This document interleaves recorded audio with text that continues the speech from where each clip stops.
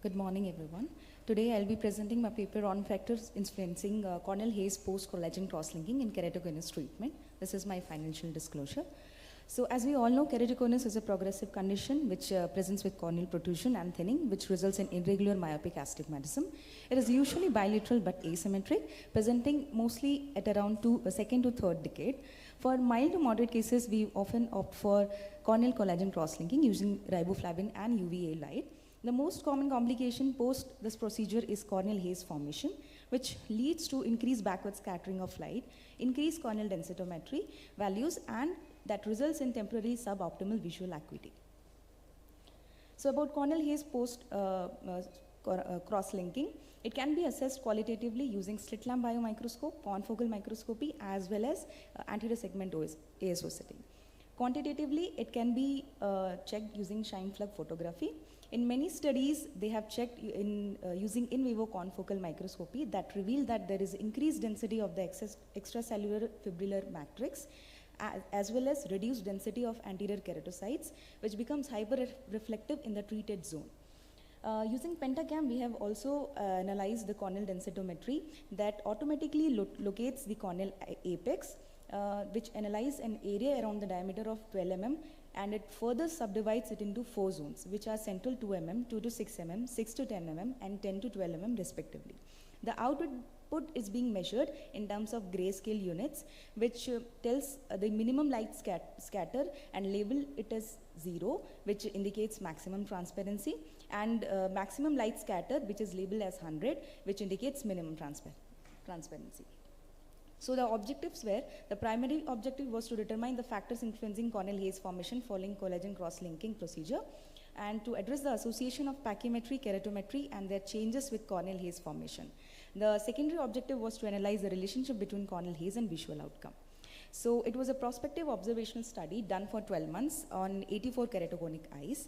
The pre-operative assessment was done by measuring uncorrected and best corrected visual acuity, slit lamp examination, and then Pentacam was done to measure the K1, K2, Kmax, K-mean reading, central corneal thickness, thinnest point, densitometry values, ART max, and progression index was noted.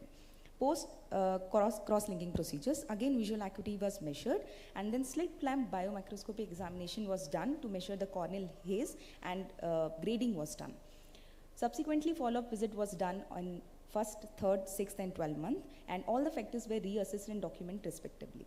The result was that in our study, the mean age of presentation was 19 years and 8 months, and majority of them belonged to 16 to 20 years, followed by 21 to 25 years of age group. In our study, there were 48 females and 36 males. The mean baseline uncorrected visual acuity showed an improvement by one Snellen line at 1 month, which plateaued in 3 months. Subsequently, it improved by one Snellen line at 6 months, again which plateaued at 1 year. The mean baseline BCVA, which remained unchanged, but however, it improved by 1 line at the end of 3 months, and then it remained plateaued. Both the K-mean and the K-max reading peaked at 1 month post-CXCL with subsequent dip. The thinnest corneal thickness largely reduced until first 3 months, yet showing an increasing trend from the 6 months onwards.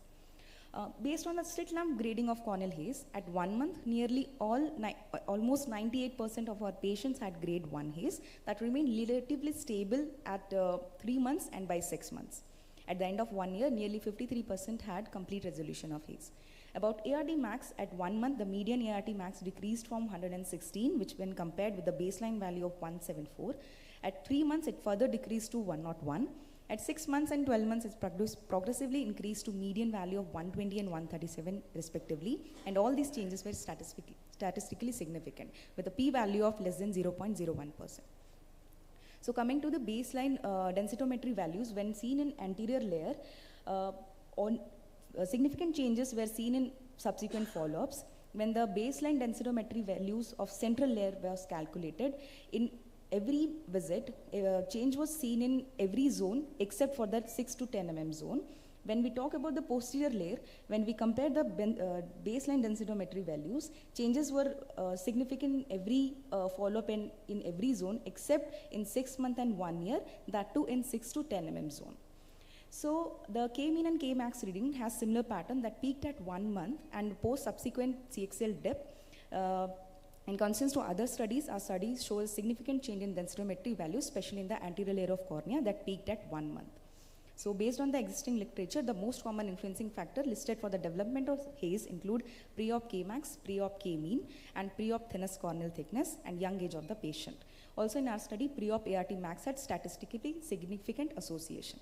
The strength was, this was the first study that was done in a tertiary eye care system in South India, and we used an objective and reliable method that was Pentacam, and our study may help us predict the treatment success and expectation post C3R. The limitation was that follow-up period was just 1 year, so we cannot exclude the possibility of corneal haze that developed afterwards. There was no comparison and control group. Also, densitometry measurement with Sineflug camera has its own limitations. Yeah. So, nice presentation, but how do you account for like your artmax as well as corneal thickness shows decrease at 1 month and then it gradually increases? What is, I mean, it's difficult to digest how the corneal thickness increases after 1 month or artmax progressively changes. Any reflection on that?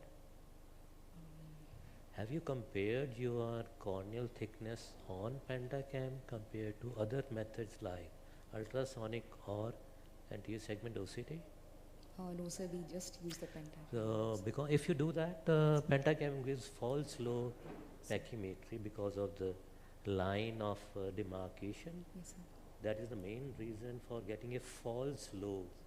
So then all data will become little absurd. Okay, And if you take ultrasonic or anterior segment, where you actually measure the thing, you will get a much higher corneal thickness. Okay, sir. So, So, Yeah, very densitometry nice presentation. I just want to know, how did you get the correlation between those things? So, how did you decide that this factor was responsible for this thing?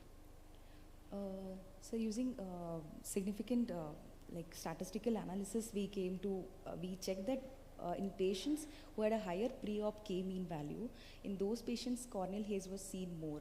The changes in the densitometry values were more significant in keratoconus, I mean the subjects who had higher pre-op K-mean values, sir. What statistical methods did you use?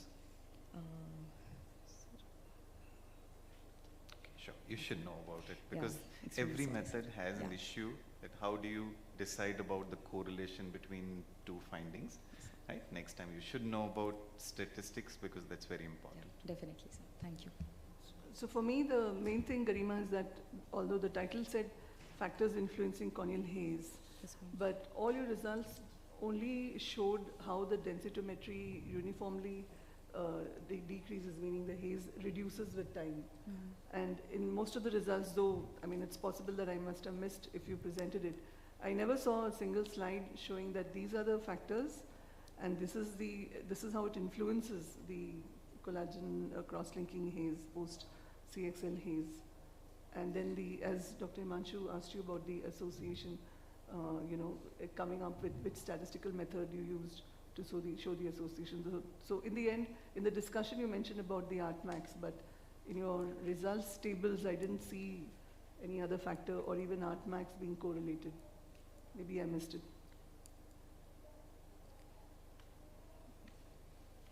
Did I miss it?